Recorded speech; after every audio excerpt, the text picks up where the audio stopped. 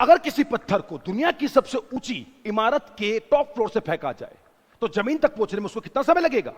देखो करना क्या है। मान लो किसी बिल्डिंग की ऊंचाई 20 मीटर की है, 20 मीटर। इसको आपको 2 से गुणा करना है, यह हो जाएगा 40। इसको आपको 10 से काट देना है, यह हो जाएगा 4। अंडर रूट में लिख दो। क्या आपको पता है 2 का स्क्वायर होता है कितना? 4। तो अंडर रूट 4 का आंसर क्या हो जाएगा? 2। मतलब 2 सेकंड में कोई वस्तु, कोई चीज, चाहे वो इंसान हो या हाथी हो, बिल्डिंग की छत से लेकर जमीन पर गिर जाएगा।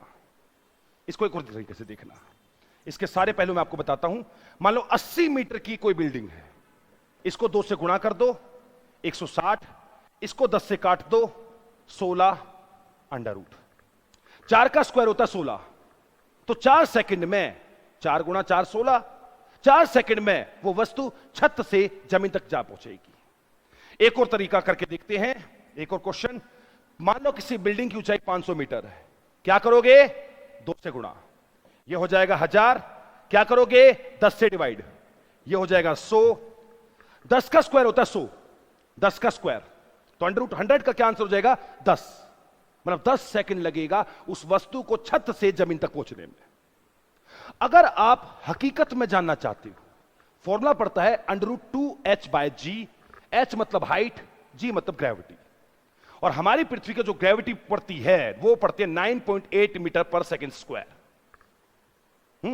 एक्सेलरेशन ऑफ ग्रेविटी जिसको हम बोलते हैं। तो जैसे मैं 10 से डिवाइड कर रहा था ना, अगर आप सही सटीक आंसर जानना चाहती हो तो 10 से नहीं करना है, 9.8 से करना है। इक्वेटर, भूमध्य रेखा पर हमारी गुरुत्वाकर्षण इतना होता है, acceleration of gravity.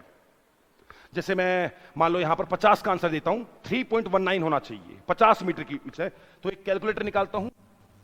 Okay, underscore का साइन, 50 को गुणा करूंगा 2 से, डिवाइड करूंगा 9.8 से, इज इक्वल टू 3.194। इतने सेकंड में 50 मीटर ऊंची एक इमारत से वस्तु नीचे आ जाएगी। ध्यान रहे, हवा नहीं होनी चाहिए, क्योंकि अगर हवा होगी तो चीजें ऊपर नीचे हो जाती है। बिना हवा के, बिना एयर के आप 1 ग्राम की रुई को फेंको या 100 टन भारी मशीन को फेंको लोहे की, वो दोनों एक साथ नीचे गिरती है बिना हवा के।